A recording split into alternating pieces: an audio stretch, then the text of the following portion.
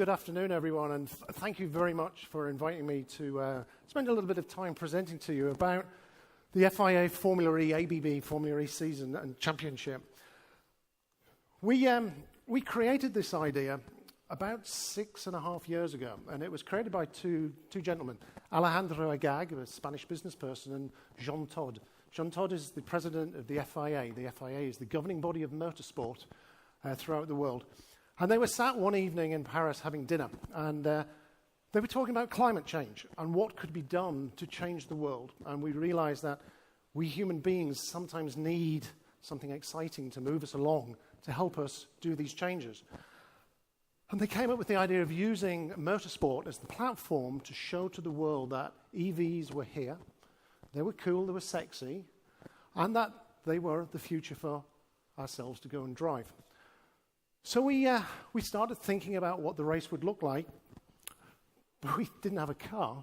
You know, how could you go out to a bunch of people to start building a motor racing series where you didn't even have a physical vehicle? So we commissioned a car. The car you can see on the top there, it's that silver car. That was the first launch car that was created to just show people that you could build a single-seater, open-wheel, electric motor racing vehicle. Once we then started getting the original sponsors and people involved in the series and realizing that we were there, we actually then needed the proper race car. The unveiling of the bottom picture there on the bottom left-hand side is John Todt and Alejandro spending probably one of the most proud moments was unveiling the Gen 1 car at the Frankfurt Motor Show a few years ago. The chassis was developed by Dallara, it was assembled by Spark. It had engineering in from McLaren, from Williams, two companies involved in motorsport for many years, and Michelin had been commissioned to develop the tyres. We then knew we had a motor racing series. We were about 14 weeks away from the first race, so we had to deliver a lot of cars and get it working. We've got the specs of what the car looked like and an open picture of the back end. Very different where you look at a normal traditional motor racing vehicle, you'd expect to see an engine and such like. When you look in the back of this, you see a battery. You can't see the motor because it's relatively small to the rest of the vehicle itself. But we developed the car for what we thought would be an exciting motor racing series. We had 10 teams lined up. Each team was consisting of 2 drivers. But we had a problem with the technology. When we actually looked at how we built the car and what was available 5.5 years ago, we couldn't actually compete the 45 minutes of race with the battery technology that was available. So we introduced the concept of the drivers changing vehicles halfway through the race. Now, when we did this, a lot of hardened motorsport fanatics decried it. They said, well, we're actually showing the shortcomings of electric vehicles. But over the 4 years we've been running the series, the pit stop, the car change, has actually become a fundamental strategical component of the race. And races have been won and lost within that environment. We then introduced the changes we wanted. The changes we wanted were to get the constructors interested and involved in evolving the EV tech. And therefore, we kept the spec series, the car was kept the same, but we encouraged and gave creativity to the OEMs and the constructors to build the EV tech. They could change the motor, they could change the inverter, and they could do changes to the gearbox to bring that. And we saw huge amounts of creativity. All of those creativity had to still fall within inside the rules and regulations.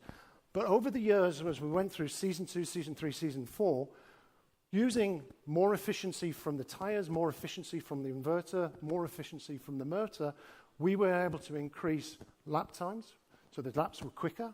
We were actually able to increase all the races by a couple of extra laps every time. And we were able to make the racing more and more exciting and more interesting for the masses. One of the things as well, when we created this series, is we realized motor racing fanatics like myself are going a little bit grey on top and growing where we shouldn't be. And it's not the young generation that are getting interested in motor racing. When I was young, I had pictures on my wall which were Lamborghinis, Ferraris, Jaguars. Now those brands are struggling to get traction with the young generation. So we wanted to change the way young fans interacted with a motor racing series. One fantastic data point that we worked out last year is that in the 13 through 17-year-old age group, there was a 400% increase in viewership from Season 3 to Season 4 alone. So we are really starting to see traction now within that younger group. ABB became the title partner earlier this year, and it was a fantastic event for us all to be able to bring all the depth and technology within ABB for charging infrastructure, but also all of their engineering technologies that exist all the way from power generation to power delivery. And we're looking forward to many, many new technology showcases of ABB technology within the FIA Formula E. And I think one of the most important things I have seen within all of the ABB work, running the world without consuming the world. Key thing, we've got one planet, let's not destroy it. ABB, though, also brought to me what was, I thought, one of the best things, the best car unveiling ever seen. As you saw on the first slide, we used the traditional Alejandro and Jean Todt pulling back the cover to unveil Gen 1. When we unveiled the Gen 2 car, we told Alejandro and Jean Todt to sit down, and we used an ABB robot to unveil the car, which was probably one of the coolest things I've ever seen in my life. The Gen 2 car, as mentioned, we have it outside, and I encourage every one of you to come along, take a picture with it, send it home. Nobody can drive it because there's a rule that you drive it after I've driven it, and I haven't driven it yet, so there is a queue starting to build, so please come along. But what we've done is we've continued to change. We've made the car faster. We've used more and more energy. We've been able to get more and more efficiency out of the system so that the vehicle goes faster on the track, looks better, looks quicker. The big change, though, that we did within Gen 2 is we wanted to get rid of that car swap. The car swap nobody wanted back in Gen 1. And we actually doubled the capacity of the battery. So the battery increased such that now we can run the 45-minute race from a single car. So as you now start watching the Gen 2 races, which will be starting in December this year, which is the first race of Season 5, what you will have is a single car per driver, a traditional motor race. Now what's interesting, as I mentioned, many motorsport pundits said to us the car swap was terrible. By the time we got to Season 4, everybody loved it. Now they're all asking me, so what are you going to do to bring tactics and extra excitement into the race? Watch this space. We've got some interesting things that we're going to be trying at pre-season testing in Valencia in a month's time, where hopefully we'll be introducing some new ideas for how we can introduce some excitement into a motor racing series that's very different because of the electric series of motorsport. We've upped the team count as well. So we have now 11 teams running in the race instead of the 10.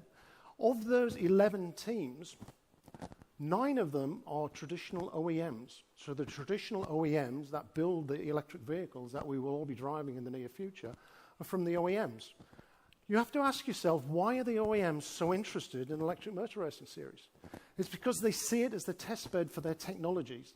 They can test these technologies under the stress and drive of an electric motor race series such that they can benefit the technologies that hit the vehicles that we'll be driving in the near future. We expect more excitement, closer races, and I look forward to hopefully seeing many of you at a motor racing event in the near future.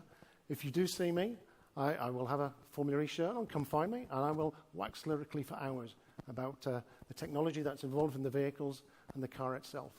If you get the chance, come out, see the car outside, spend some time with ourselves and the ABB people who are hosting the car here, and I look forward to one day spending more time talking to you about the FIA Formula E series. Many thanks.